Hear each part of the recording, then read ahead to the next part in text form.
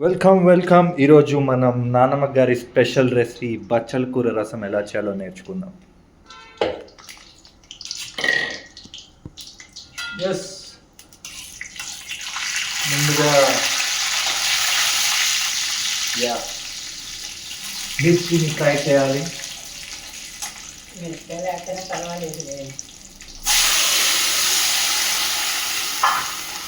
ఈ పేస్ట్ ఏంటో చెప్పు.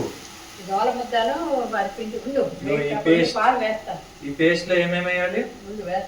ఏమేమి వేయాలి చెప్పు ముందు. సరేగా, పేస్ట్ ఏంటో చెప్పు. పేస్ట్ లని బియ్యం, నూలపప్పు, ఎండుమిరపకాయ పేస్ట్ చేయాలి. దానిలో కొంచెం సాల్ట్. ఎస్,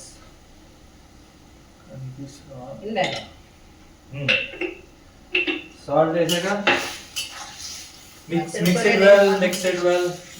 ఫ్లేవర్స్ అన్ని అతుక్కోవాలి.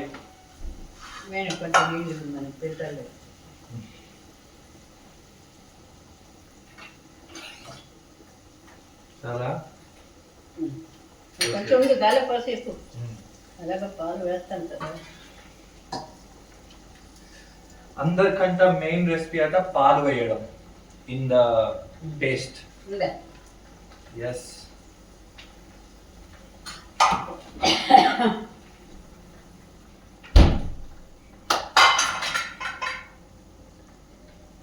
మ్యాజిక్ అంతా పేస్ట్ లోనే అవుతుంది అనమాట.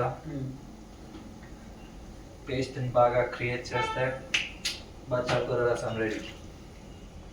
And then done. pour it in, mix it well.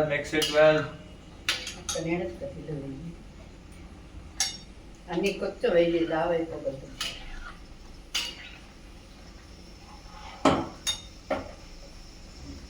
పాలు ఫ్రిడ్జ్లో పెట్టేసారు.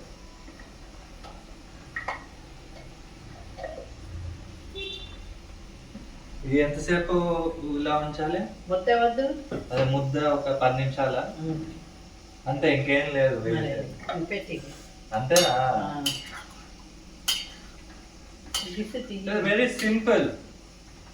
ఈ పేస్ట్ ఎలా చేయాలో తెలుసుకుంటే చాలు. పేస్ట్ ఏం లేదు, బియ్యం నానపెడతావు.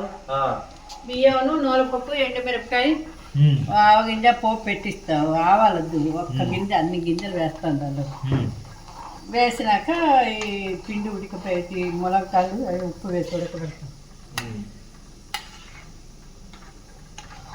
అంతే సింపులా? ఒక థమ్స్ అప్ ఇచ్చుకో అంటే ఇలాగా. Yes, good.